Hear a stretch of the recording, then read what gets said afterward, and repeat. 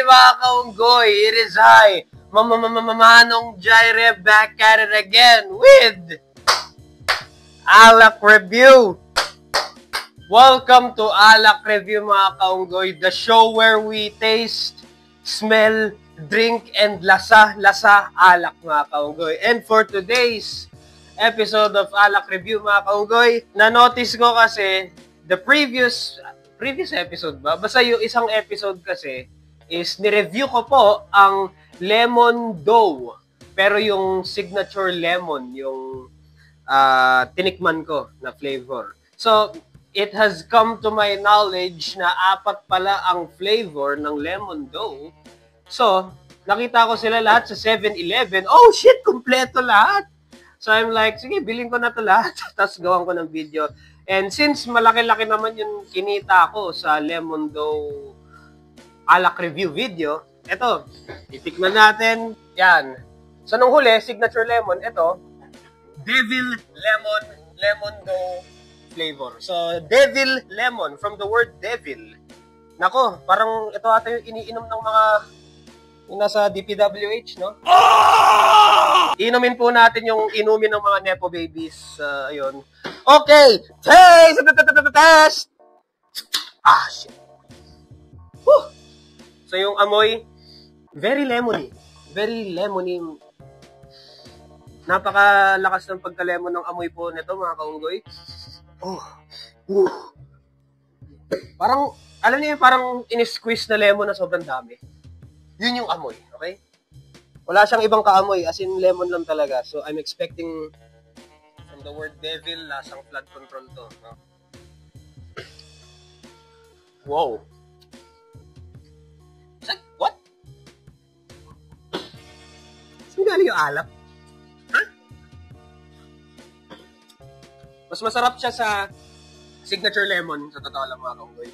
Mas may dating yung flavor nito. Shit, 9% alcohol.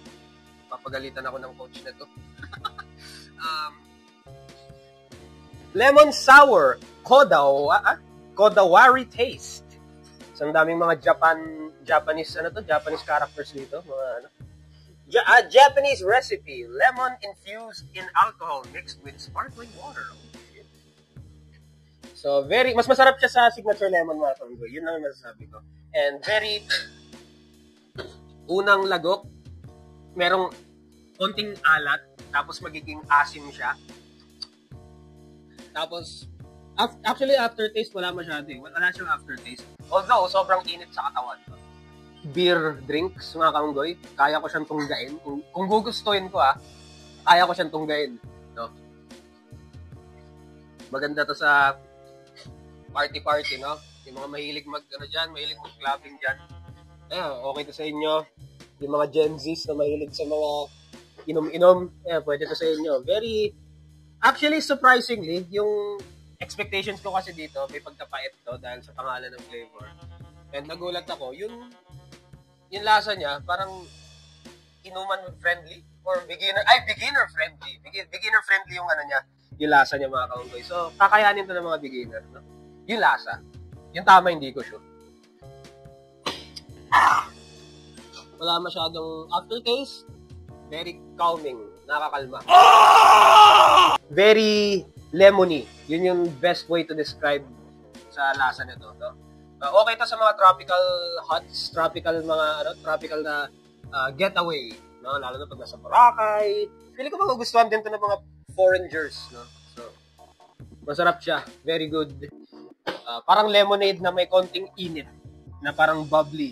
Okay, so yun lang naman mga kaunggoy for this episode of Alak Review, Lemon Dough, Devil Lemon.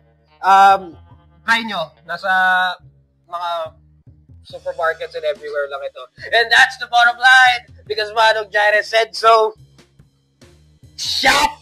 Peace!